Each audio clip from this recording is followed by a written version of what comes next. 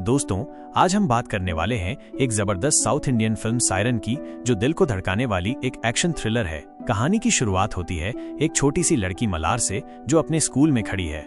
वहाँ fathers day का function चल रहा है और सारे बच्चे अपने अपने पापा के बारे में कुछ न कुछ बोल रहे हैं। मलार भी स्टेज पर चढ़ती है और अपनी छोटी सी आवाज में बड़े दिल से बोलती है, मेरे पापा विदेश में रहते हैं, वो हमेशा मेरे लिए गिफ्ट्स भेजते हैं, मुझे बहुत प्यार करते हैं। उसकी बातें सुनकर दिल भर आता है, क्योंकि उसकी बोली में एक मासूमियत है, एक सच्चाई है। वो अपने पापा के बारे में इतना कुछ बताती है कि सारे टीचर और बच्चे तालियां बजाने लगते हैं। और क्यों न बजाएं, मलार की बात दिल से दिल तक जाती है और इसलिए उसे पहला इनाम मिलता है। फंक्शन खत्म होता है, बच्चे अपने घर को निकल पड़ते हैं और मलार भी अपना इनाम लेकर खुशी खुशी बैठ जाती है। पर यहाँ से कहानी में थोड़ी सी गड़बड़ शुरू होती है। फंक्शन के बाद एक टीचर मलार के पास आती है और पूछती है, बेटा तूने तो बड़ी अच्छी स्पीच दी, लेकिन अपने पापा के काम के बारे में एक शब्द भी नहीं बोला, ऐसा क्यों?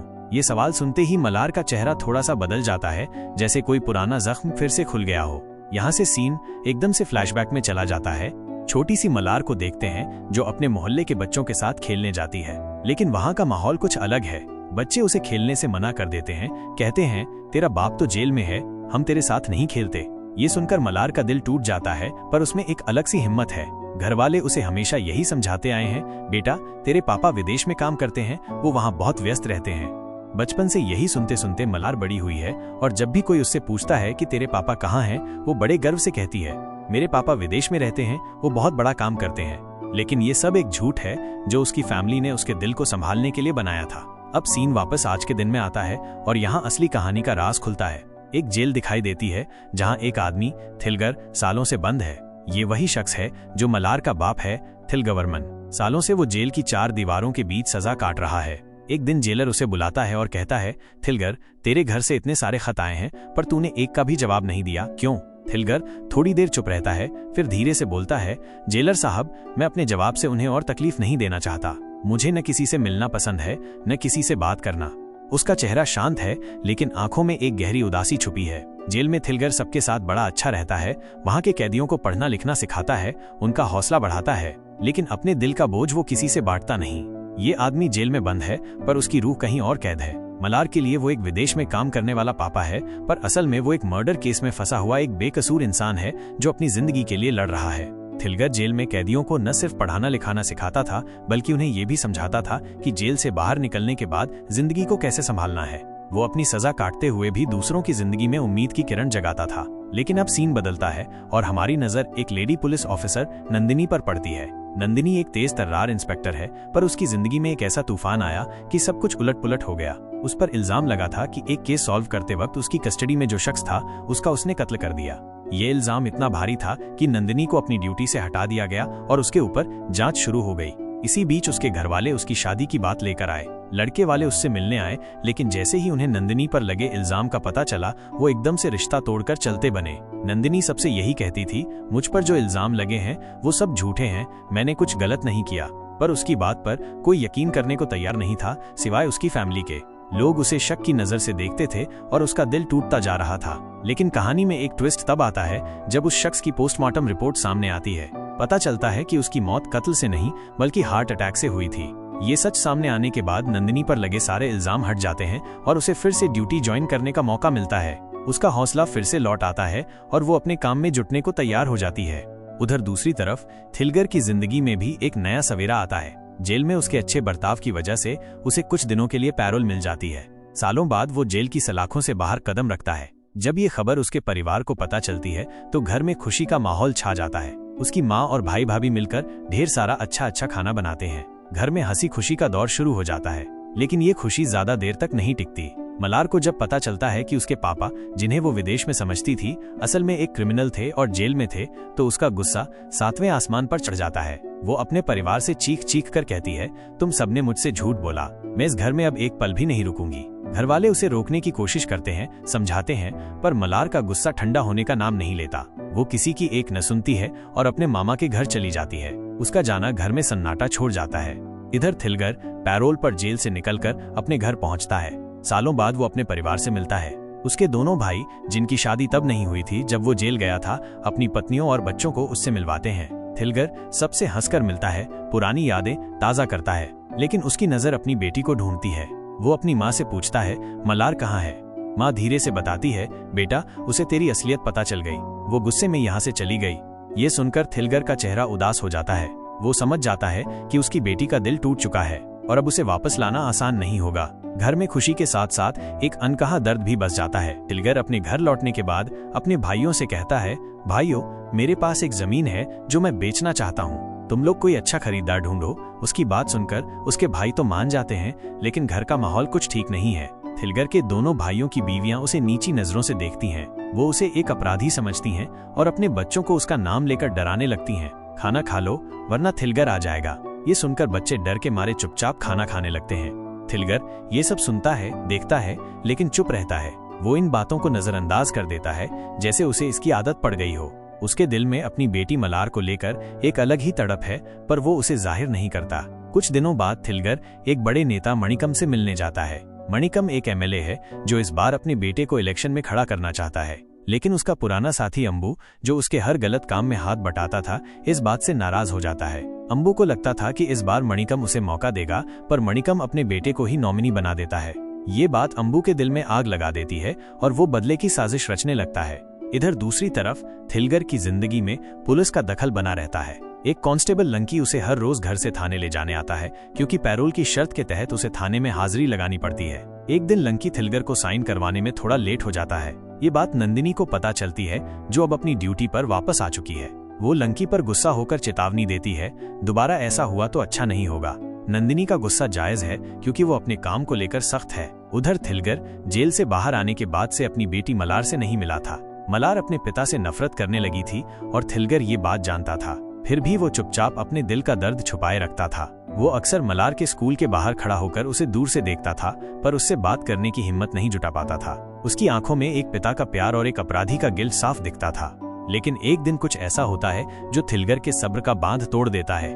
मलार स्कूल से बाहर निकल रही होती है, तभी कुछ गुंडे लड़के उसे छेड़ने लगते हैं। थिलगर दूर से ये सब देख लेता है। उसका खून खौल उठता है। वो एक पिता की तरह नहीं, बल्कि एक शेर की तरह उन लड़कों पर टूट पड़ता है। अपनी बेटी को बचाने के लिए वो उन गुंडों को बुरी तरह पीट देता है। अगले दिन जब थिलगर थाने में साइन करने जाता है, तो वहाँ वही लड़के मौजूद होते हैं जिन्हें उसने मारा था। वो पुलिस वालों से शिकायत करते हैं, इस आदमी ने हमें पीटा है। थिलगर शांत रहकर अपनी बात रखता है, ये मेरी बेटी को छेड़ रहे थे, मैंने सिर्फ उन्हें सबक सिखाया। उसकी बात सुनकर थाने का ऑफिसर थोड़ा सोचता है, फिर वो थिलगर की बात पर यकीन करता है और उन लड़कों को ही उल्टा जेल में डाल देता है। थिलगर की आंखों में एक हल्की सी राहत दिखती है, पर उसे पता है कि उसकी जिंदगी का असली इम्तिहान अभी बाकी है। थाने में ऑफिसर थिलगर से कहता है, देखो थिलगर, मैं इन लड़कों पर केस फाइल नहीं करूंगा। ये अभी टीनेजर हैं, इनकी जिंदगी बर्बाद हो सकती है। तुम भी तो ये बात समझते हो ना?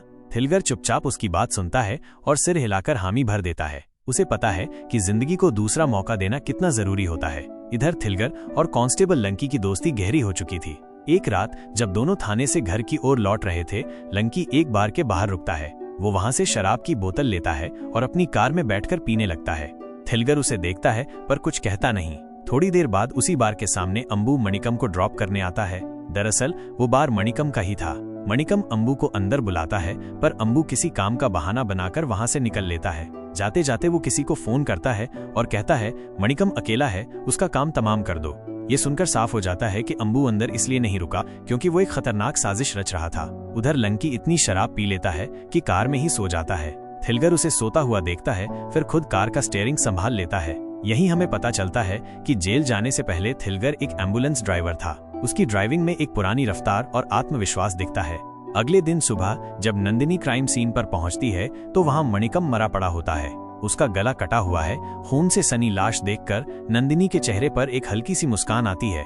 ये मुस्कान अजीब सी लगती है, जैसे कोई पुराना हिसाब चुकता हो गया हो। फिर सीन फ्लैशबैक में चला जाता है। कुछ महीने पहले की बात है, जब नंदिनी और मणिकम की तीखी नोकझोंक हुई थी। उस झगड़े में नंदिनी ने मणिकम के एक खास आदमी को गिरफ्तार कर लिया था, और वो आदमी कोई और नहीं, वही था जिसकी वजह से नंदिनी पर मर्डर का इल्जाम लगा था। असल में नंदिनी को फंसाने वाला कोई और नहीं, बल्कि मणिकम ही था। उसने अपने गुंडे की मौत को हार्ट अटैक बताकर नंदिनी को बदनाम करने की साजिश रची थी। लेकिन अब मणिकम खुद मौत के मुंह में जा चुका था। नंदिनी उसकी लाश को देखकर अपने दिल में एक अजीब सा सुकून महसूस करती है। वो तहकीकात शुरू करती है और मणिकम के शराब के अड्डे पर पहुंचती है। वहाँ उसे पता चलता है कि पिछले दिन पूरे इलाके की लाइट चली गई थी। किसी ने मेन स्विच के साथ छेड़छाड़ की थी, जिससे अंधेरा छा गया था। नंदिनी अपने साथी से कहती है, जिसने भी स्विच छेड़ा होगा उस पर उसके फिंगरप्रिंट जरूर होंगे, जाओ चेक करो। उसकी आंखों में एक चमक थी, जैसे उसे कातिल का सुराग मिलने वाला हो। इधर दूसरी तरफ अंबू और उसकी पार्टी मणिकम की मौत का फायदा उठाने की कोशिश में लग जाते हैं। वो लोग धरने पर बैठ जाते हैं, नाटक करते हैं कि उन्हें बहुत दुख हुआ है, लेकिन अंबू के दिल में खुशी की लहरें उठ रही थीं। उसने मणिकम को रास्ते से हटाकर अपनी राह आसान कर ली थी। अब सवाल ये था कि क्या नंदिनी इस साजिश का पर्दाफाश कर पाएगी, और थिलगर, जो अपनी बेटी को वापस पाने की जद्दोजहद में था, क्या इस खेल में कहीं फंस जाएगा। कहानी अब एक खतरनाक मोड़ पर खड़ी थी। अंबू ऐसा बर्ताव करता है जैसे उसने कुछ किया ही न हो। वो धरने पर बैठा नाटक करता है, पर उसकी चालाकी को देखते हुए हालात बिगड़ने लगते हैं। धरना बढ़ता देख डीएसपी को खुद आना पड़ता है। वो भीड़ को समझा बुझाकर उन्हें घर भेज देता है। उसी रात डीएसपी और अंबू एक साथ बैठकर शराब पी रहे होते हैं। शराब के नशे में डीएसपी अंबू से पूछता है, उस रात तूने मणिकम को अकेला क्यों छोड़ा? अगर तू उसके साथ होता तो शायद वो आज जिंदा होता। ये सवाल सुनकर अंबू के चेहरे पर हल्की सी बेचैनी छा जाती है। तभी लंकी का फोन आता है। लंकी उसे बताता है, नंदिनी के पास फिंगरप्रिंट की रिपोर्ट आ गई है।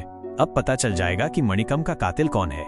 ये सुनते ही अंबू का दिल धक से रह जाता है। वो डीएसपी से थोड़ा साइड हो जाता है और लंकी से कहता है, तू मुझे इस केस की सारी बातें बताएगा, बदले में जो चाहिए वो मैं दूंगा। लंकी सोचता है और कहता है, मेरे दोस्त थिलगर की एक जमीन है, वो उसे बेचना चाहता है, तू उसकी मदद कर दे, बस इतना ही काफी है। अंबू उसे अगले दिन अपने घर मिलने बुलाता है, लेकिन अंबू का दिमाग अब कहीं और चल रहा था। वो रात को मणिकंदन नाम के एक आदमी के पास पहुंचता है, जिसे उसने मणिकम को मारने का ठेका दिया था। अंबू उस पर गुस्से से चिल्लाता है, पुलिस के पास तेरे फिंगरप्रिंट हैं, अब मैं तुझे 5 लाख देता हूँ, तू पुलिस में सरेंडर कर दे। कुछ वक्त बाद मैं तुझे बेल पर बाहर निकाल लूंगा। अगर मेरी बात न मानी तो मैं तुझे खत्म कर दूंगा।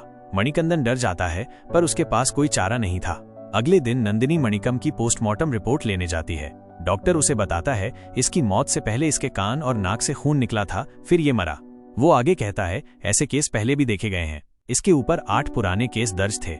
ये सुनकर नंदिनी की आंखें सिकुड़ जाती हैं। फिर सीन फ्लैशबैक में चला जाता है। साल 1995 का वक्त था, जब मणिकम जीएच हॉस्पिटल में काम करता था। वहां भी ऐसे ही केस सामने आए थे, जहां लोगों की मौत अजीब हालात में हुई थी। नंदिनी को शक होता है कि मणिकम का अतीत उसकी मौत से जुड़ा हो सकता है। वो तहकीकात को और गहरा करने का फैसला करती है। उधर अंबू अपने प्लान को कामयाब बनाने में जुटा था। वो लंकी को अपने घर बुलाकर थिलगर की जमीन का सौदा पक्का करना चाहता था, ताकि लंकी उसकी जासूसी करता रहे। लेकिन नंदिनी की तेजी से अंबू की नींद उड़ चुकी थी। वो सोच में पड़ जाता है कि अगर फिंगरप्रिंट से मणिकंदन पकड़ा गया तो उसका नाम भी सामने आ सकता है। उसका दिमाग अब बचने की जुगत में लग जाता है। इधर थिलगर अपनी बेटी मलार को मनाने की कोशिश में था, पर वो उससे दूर ही रही। वो अपनी जिंदगी को पटरी पर लाने के लिए जमीन बेचना चाहता था, लेकिन उसे क्या पता था कि उसकी ये चाहत उसे एक बड़े खेल में उलझा देगी। नंदिनी की तहकीकात, अंबू की साजिश और मणिकम की मौत का रहस्य अब एक दूसरे से टकराने वाले थे। सवाल ये था कि क्या नंदिनी सच तक पहुंच पाएगी या अंबू अपनी चाल में कामयाब हो जाएगा? और थिलगर का क्या होगा, जो अपनी बेटी और अपनी आजादी दोनों को वापस पाने की जंग लड़ रहा था? कहानी अब अपने चरम की ओर बढ़ रही थी। नंदिनी पोस्टमार्टम रिपोर्ट सुनती है, जहां डॉक्टर बताता है मणिकम की मौत से पहले इसके कान और नाक से खून निकला, फिर इसका मर्डर हुआ। ऐसा काम डेविड नाम का एक खूनी करता था। नंदिनी चौंकती है और डेविड के बारे में पता लगाने लगती है, लेकिन उसे पता चलता है कि डेविड तो जेल में अपनी सजा काटते हुए बहुत पहले मर चुका था। ये सुनकर नंदिनी के माथे पर बल पड़ जाते हैं। अगर डेविड मर चुका है तो फिर मणिकम को किसने मारा? असली कातिल तक पहुंचना अब उसके लिए पहेली बन जाता है। उधर दूसरी तरफ लंकी और थिलगर अंबू के घर जमीन की डील की बात करने पहुंचते हैं। बात शुरू होने से पहले थिलगर लंकी से कहता है, अरे मैं जमीन के कागजात कार में ही भूल आया, जरा जल्दी से ले आ। लंकी कार की ओर जाता है, तभी अंबू वहां आ धमकता है। वो थिलगर को देखते ही कहता है, मैंने तुझे कहीं देखा है, तू वही एम्बुलेंस ड्राइवर है ना? मेरे घर क्या कर रहा है? अंबू की याददाश्त में कुछ पुराना सीन कौंधने लगता है, लेकिन इससे पहले कि वो कुछ समझ पाए, थिलगर तेजी से एक प्लास्टिक की पन्नी निकालता है और अंबू के मुंह पर लपेट देता है। अंबू की सांसें धीमी पड़ने लगती हैं।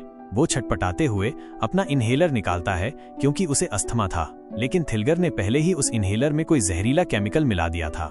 अंबू इन्हेलर का इस्तेमाल करता है और धीरे धीरे उसकी सांसें थम जाती हैं। वो वहीं ढेर हो जाता है।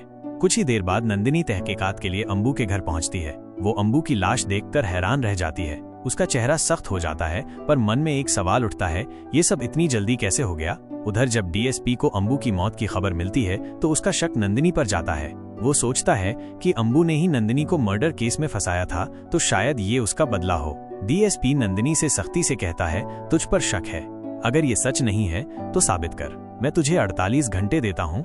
नंदिनी गुस्से में कहती है, आप गलत बोल रहे हैं, लेकिन डीएसपी टस से मस नहीं होता। नंदिनी घर लौटती है और इस केस को गहराई से देखना शुरू करती है। वो हर कागज, हर सुराग को बारीकी से परखती है। तभी उसे वो बार वाला याद आता है जिसने कहा था उस रात एक पुलिस वाला अपने विदेशी दोस्त के लिए शराब लेने आया था। नंदिनी का दिमाग चक्कर खाने लगता है। क्या ये लंकी था और उसका विदेशी दोस्त कौन था? उसे थिलगर पर भी शक होने लगता है क्योंकि वो जेल से बाहर था और उसकी जिंदगी में कुछ तो गड़बड़ थी। इधर थिलगर अंबू को मारकर चुपचाप वहां से निकल चुका था। उसने लंकी को कहा कि वो जमीन की डील को जल्दी पूरा करे, पर उसका असली मकसद कुछ और था। अंबू की मौत ने उसे राहत दी क्योंकि अंबू उसे पहचानने की कगार पर था। शायद अंबू को थिलगर का वो पुराना कनेक्शन याद आ रहा था जब वो एम्बुलेंस ड्राइवर था। लेकिन अब नंदिनी के पास 48 घंटे थे सच सामने लाने के लिए। क्या वो थिलगर तक पहुंच पाएगी या फिर थिलगर अपनी बेटी को मनाने और अपनी जिंदगी को पटरी पर लाने में कामयाब हो जाएगा? अंबू की मौत ने सारे खेल को उलझा दिया था और अब हर कदम पर खतरा मंडरा रहा था।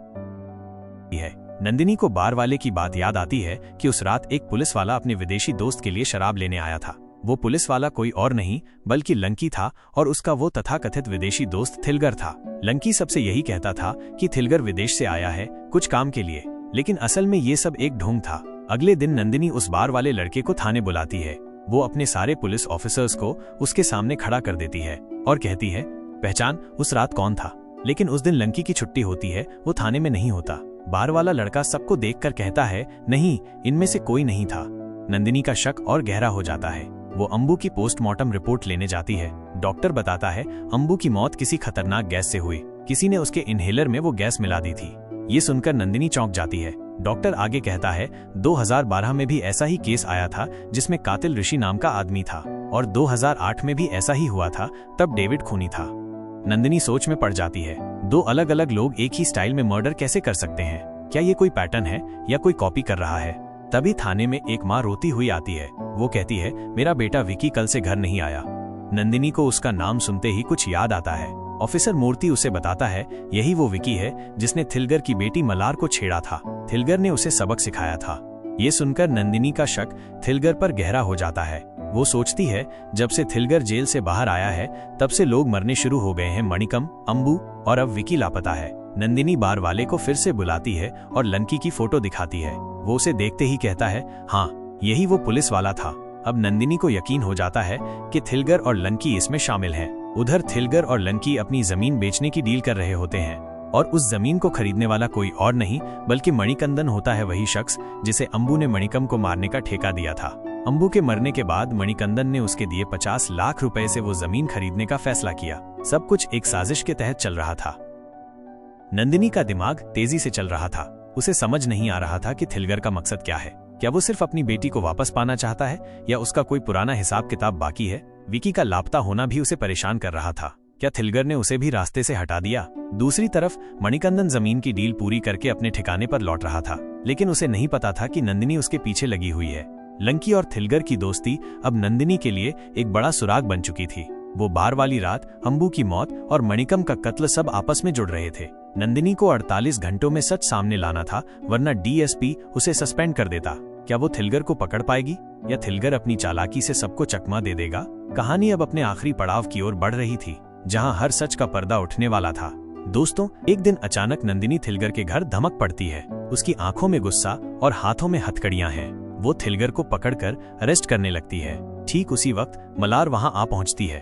अपने पापा को हथकड़ियों में जकड़ा देखकर उसका गुस्सा 7वें आसमान पर चढ़ जाता है। वो चीखती है, ये क्या हो रहा है? मेरे पापा को क्यों ले जा रहे हो?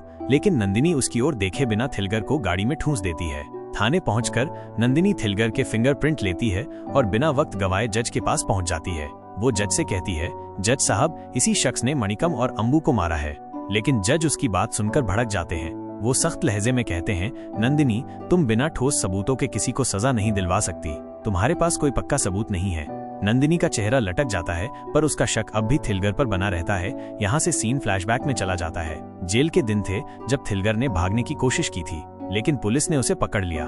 उसका दोस्त मणिकंदन उसे समझाता है, थिलगर, जेल में अच्छा बर्ताव करो, ये लोग तुझे जल्दी बाहर निकाल देंगे। थिलगर उसकी बात मान लेता है वो जेल में एकदम सज्जन बन जाता है, कैदियों को पढ़ाना शुरू कर देता है। सबको लगता है कि वो सचमुच बदल गया है, लेकिन ये सब एक दिखावा था। कुछ समय बाद जब मणिकंदन जेल से बाहर निकलता है, थिलगर किसी का मोबाइल चुराकर उसे फोन करता है। वो कहता है गवर्नमेंट हॉस्पिटल जाओ, वहां किसी को चाकू से उसी स्टाइल में मारो जैसे पहले मारा गया था।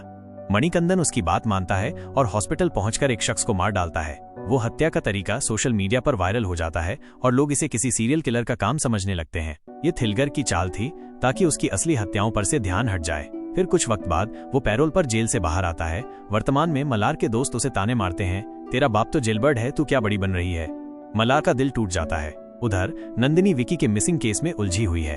उसे याद आता है कि एक रात थिलगर किसी के साथ देखा गया था। तभी मलार किन्नी से कहती है, उस रात मेरे पति एक पुलिस वाले अंकल के साथ आए थे। लेकिन नंदिनी इस बात को गंभीरता से नहीं लेती। उसे लगता है कि मलार अपने पापा से नफरत करती है, इसलिए ऐसा बोल रही है। फिर एक टो ट्रक ड्राइवर पुलिस को बताता है, मैंने उस रात थिलगर और विकी को साथ देखा था। थिलगर ने उसे कहीं दफन कर दिया। नंदिनी सोचती है कि जरूर थिलगर ने विकी को अपनी जमीन में दफनाया होगा। वो अपनी टीम के साथ वहां पहुंचती है और खुदाई के बाद विकी की लाश मिल जाती है। अगले दिन मलार के घर पर कोई फंक्शन चल रहा होता है। लंकी थिलगर को हाजिरी के लिए थाने ले जाता है। वहां नंदिनी उसे टकराती है और कहती है, तेरी जमीन से विकी की लाश मिली है। लेकिन तभी फॉरेंसिक डॉक्टर का फोन आता है। थिलगर के फिंगरप्रिंट क्राइम सीन पर मैच नहीं करते, उसने कुछ नहीं किया। ये सुनकर नंदिनी सोच में पड़ जाती है, पर उसका शक कम नहीं होता। वो थिलगर से कहती है, ये कैसा खेल खेला तूने। दोनों में तीखी बहस छिड़ जाती है। थिलगर जवाब देता है, मुझे भी तेरे बारे में पता चला कि तेरी कस्टडी में किसी की मौत हुई थी। नंदिनी भड़क उठती है, क्या तूने मुझे उसे मारते देखा था। थिलगर पलटकर कहता है, मैं भी यही पूछ रहा हूँ, क्या तूने मुझे विकी को मारते देखा। और उसकी लाश पर खरोंच के निशान हैं। वो पहले से लड़ रहा था। उसके खून का डीएनए चेक करो, कातिल का पता चल जाएगा। ये सुनकर नंदिनी ठिठक जाती है। फिर सीन फ्लैशबैक में जाता है जब विकी जेल में था और मणिकंदन ने उसे बाहर निकाला था। क्या मणिकंदन ही असली कातिल था। नंदिनी का शक अब मणिकंदन पर जाता है। वो उसे थाने बुलाती है और गुस्से में उस पर टूट पड़ती है। बता, तूने विकी को बाहर क्यों निकाला। वो चिल्लाती है और मणिकंदन डर के मारे सच उगल देता है। वो कहता है, अंबू ने मुझे पैसे दिए थे मणिकम को मारने के लिए। मैंने विकी को अपने साथ लिया और हमने मिलकर उसे खत्म किया। जब पुलिस को फिंगरप्रिंट मिले तो मैंने विकी को 5 लाख देकर सरेंडर करने को कहा, लेकिन उसने 25 लाख मांगे। इसी बात पर हमारी लड़ाई हो गई। हाथापाई में वो मर गया तो मैंने उसे वहीं दफना दिया और वो जमीन थिलगर की थी। ये सुनकर नंदिनी के दिमाग में सारी गुत्थी सुलझने लगती है। वो डीएसपी को बुलाती है और पूरा केस समझाती है। डीएसपी कहता है, अब इस केस को यहीं बंद कर दो, मणिकंदन को मुजरिम ठहरा दो। लेकिन नंदिनी उसकी बात नहीं मानती। वो सच का पूरा पता लगाने के लिए जेल में ऋषि से मिलने जाती है। वहां पहुंचकर उसे पता चलता है कि ऋषि तो शारीरिक रूप से अक्षम है। जेल में 3 और लोग ऐसे ही हैं जो सुन नहीं सकते। नंदिनी एक ट्रांसलेटर बुलाती है और उनसे सवाल पूछती है, लेकिन उन्हें कुछ नहीं पता। तभी उन्हें खबर मिलती है कि थिलगर जेल वापस आने वाला है। ये सुनते ही वो सब नंदिनी को सच बताने लगते हैं। यहाँ से सीन फ्लैशबैक में चला जाता है। वो वक्त था जब थिलगर एक एम्बुलेंस ड्राइवर था। एक दिन वो तेजी से एक मरीज को हॉस्पिटल लेकर पहुंचता है। वहाँ वो एक नर्स को बुलाता है, लेकिन वो सुन नहीं पाती। उसका नाम जेनिफर था। थिलगर उसके पास जाकर उसे इशारे से समझाता है। जेनिफर उसकी बात समझकर मरीज का इलाज शुरू करती है। धीरे धीरे दोनों में दोस्ती हो जाती है। वक्त बीतता है और उनकी दोस्ती प्यार में बदल जाती है। फिर दोनों की शादी हो जाती है। जेनिफर एक बेटी को जन्म देती है जिसका नाम मलार रखा जाता है। थिलगर का एक दोस्त था, कादिर, जो एक पुलिस वाले की बेटी से प्यार करता था। ये बात जब मणिकम को पता चलती है तो वो अपने गुंडे अंबू को कादिर को मारने भेजता है। कादिर अपनी जान बचाने के लिए थिलगर को फोन करता है। थिलगर सही वक्त पर पहुंचता है और अंबू व उसके आदमियों को मार डालता है। फिर वो कादिर को हॉस्पिटल ले जाता है, लेकिन बाद में पता चलता है कि मणिकम ने अंबू को इसलिए भेजा था क्योंकि वो कादिर और थिलगर की दोस्ती से जलता था। वर्तमान में नंदिनी ये सब सुनकर सन्न रह जाती है। मणिकंदन का कबूलनामा और जेल के कैदियों की बातें उसे सोच में डाल देती हैं। क्या थिलगर सचमुच बेकसूर था या उसने अपनी हत्याओं को छुपाने के लिए ये सारा खेल रचा था। मणिकंदन ने विकी को मारकर थिलगर की जमीन में दफनाया, ये तो साफ था, लेकिन मणिकम और अंबू की मौत के पीछे का सच अभी भी धुंधला था। नंदिनी को लगता है कि थिलगर ने अपनी पत्नी और बेटी को बचाने के लिए ये सब किया होगा, लेकिन सबूतों की कमी उसे परेशान कर रही थी। डीएसपी चाहता था कि केस बंद हो जाए, पर नंदिनी का मन नहीं मान रहा था। वो थिलगर से दोबारा पूछताछ करने का फैसला करती है। उधर मलार अपने पापा के बारे में सुनकर टूट चुकी थी। क्या वो कभी अपने पिता को माफ कर पाएगी और क्या नंदिनी सच तक पहुंच पाएगी। कहानी का आखिरी पन्ना अब खुलने वाला था। पता चलता है कि कादिर जिस लड़की से प्यार करता था वो डीएसपी की बेटी थी, जो उस वक्त इंस्पेक्टर था। थिलगर ये बात पुलिस को बताता है, लेकिन ये खबर डीएसपी तक पहुंच जाती है। वो थिलगर को अपने पास बुलाता है और कहता है, इस बात को दबा दो, समझौता कर लो। लेकिन थिलगर मना कर देता है। इससे डीएसपी का गुस्सा भड़क उठता है। उसी रात वो थिलगर की पत्नी जेनिफर पर हमला करता है और उसे बुरी तरह घायल कर देता है। फिर वो थिलगर को फोन करके ताना मारता है, तू तो एम्बुलेंस ड्राइवर है ना, अपनी बीवी को बचा ले। थिलगर दौड़ता हुआ जेनिफर को हॉस्पिटल ले जाता है, लेकिन रास्ते में उसकी सांसें थम जाती हैं। अगले दिन पुलिस थिलगर को अरेस्ट कर लेती है। मणिकम, अंबू और डीएसपी मिलकर उस पर इल्जाम लगाते हैं कि उसने अपनी पत्नी को इसलिए मारा क्योंकि उसे कादिर के साथ उसका चक्कर होने का शक था। जज उसे 14 साल की सजा सुना देता है। वर्तमान में नंदिनी थिलगर का पूरा खेल समझ जाती है। फ्लैशबैक में दिखता है कि कैसे थिलगर ने मणिकम को मारा। एक रात जब लंकी नशे में धुत था, थिलगर मणिकम के पास पहुंचा। मणिकम उसे देखकर हंसने लगा, लेकिन थिलगर ने उसे रस्सी से बांध दिया और लोहे पर रगड़ना शुरू कर दिया। मणिकम के कान और नाक से खून बहने लगा। फिर मणिकंदन और विकी वहां आए और उसे खत्म कर दिया। ये सब जानकर नंदिनी का अगला कदम थिलगर के घर की ओर बढ़ता है। उसे पता चलता है कि थिलगर का अगला निशाना डीएसपी है, वही शख्स जो उसकी जिंदगी बर्बाद करने का जिम्मेदार था। नंदिनी डीएसपी की सुरक्षा बढ़ाने की कोशिश करती है, लेकिन डीएसपी अड़ियल बन जाता है। वो कहता है, मुझे कुछ नहीं होगा, मैं खुद संभाल लूंगा। लेकिन अगले ही पल डीएसपी गायब हो जाता है। थिलगर उसे किडनैप कर लेता है। नंदिनी उसे बचाने के लिए एम्बुलेंस भेजती है, लेकिन उसमें पहले से ही थिलगर मौजूद होता है। वो डीएसपी को एक सुनसान जगह ले जाता है और उसे बेरहमी से मार डालता है। उधर नंदिनी थिलगर के घर पहुंचती है और दरवाजा पीटने लगती है। हैरानी की बात ये कि थिलगर वहां मौजूद होता है, पूजा करने का नाटक करते हुए। अगले दिन उसका पैरोल खत्म हो जाता है और नंदिनी उसे जेल छोड़ने जाती है। वो थिलगर से कहती है, तूने अपना बदला पूरा कर लिया, लेकिन तेरी बेटी अब भी तुझसे नफरत करती है। ये सुनकर थिलगर की आंखें नम हो जाती हैं। वो भावुक होकर कहता है, जब उसे मेरी सच्चाई पता चलेगी वो मुझे माफ कर देगी, वो मुझे एक अच्छा इंसान समझेगी। कुछ दिनों बाद नंदिनी मलार को सारी सच्चाई बताती है, कैसे उसके पापा ने अपनी पत्नी की मौत का बदला लिया, कैसे वो बेकसूर थे और कैसे डीएसपी ने उनकी जिंदगी तबाह की। मलार ये सुनकर टूट जाती है। वो जेल में अपने पापा से मिलने जाती है। थिलगर को देखते ही वो रो पड़ती है और कहती है, पापा, मैंने आपको गलत समझा, मुझे माफ कर दो। थिलगर अपनी बेटी को गले लगाता है और दोनों के बीच सालों की दूरियां मिट जाती हैं। बाप बेटी का रिश्ता फिर से जिंदा हो जाता है। इसके साथ ही कहानी यहीं खत्म हो जाती है। दोस्तों, सायरन की ये थ्रिलर कहानी यहाँ खत्म हुई। उम्मीद है आपके रोंगटे खड़े हो गए और सस्पेंस ने आपको बांधे रखा। अगर आपको हमारी मेहनत पसंद आई तो हमारे चैनल को सब्सक्राइब करना मत भूलना। वीडियो को लाइक कर देना ताकि हमारी हिम्मत बढ़े। और हाँ, नीचे कमेंट सेक्शन में अपनी फेवरेट सस्पेंस, मिस्ट्री या थ्रिलर मूवी का नाम जरूर बताना। हमें भी पता चले कि आपके दिल में कौन सी कहानी बसी है। मिलते हैं अगली बार एक और धांसू कहानी के साथ।